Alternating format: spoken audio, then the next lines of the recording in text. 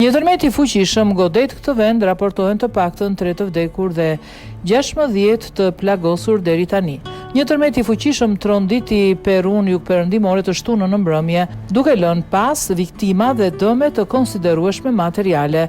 Edhe pse raportet fillestare thanë se të paktën një person kishte vdekur, raportet më të fundit medias lokale kanë çuar numrin tragjik të viktimave në të paktën 3 të vdekur, përfshirë një 17 vjeçar dhe 11 të plagosur.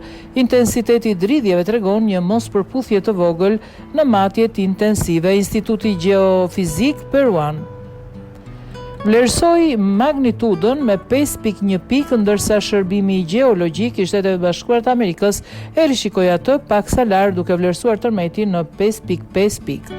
Sipas të dhënave të publikuara nga IGP, tërmeti u regjistrua në orën lokale 21:24 ora lokale ose 4:24 sipas kohës greke. 7 kilometra në jug të komunitetit Soupaka në provincën homonime të prefekturës Junin dhe thellësia e tij lokale u vlerësua të ishte 24 kilometra. Ndikimi i Enceladus shkaktoi shembjen e infrastrukturës së ndërtesave në zonat pranë epiqendrës, ku u regjistruan viktima. Në të njëjtën kohë, probleme serioze janë shkaktuar në infrastrukturë dhe një pjesë të provincës Soupaka që mbeti pa energji elektrike. Fenomene të tilla nuk janë të pazakonta për kombin e Andeve.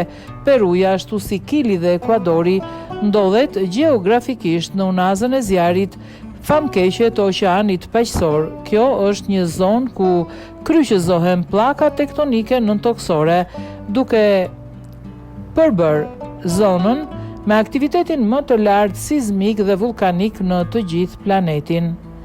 Pak javë më parë, 2 tërmete mbi 7 ballë shkundën Venezuelën, duke shkaktuar tragjedi kombëtare dhe mbi 5.000 viktima dhe mbi 17.000 plagosur. Deri tani nën rënoja pa llogaritur dëmet materiale dhe ekonomike. Po kështu, pak ditë më parë, Meksika u godit nga një tërmet 7.4 ballë, por që ra në oqean teksa pati alarm për tsunami.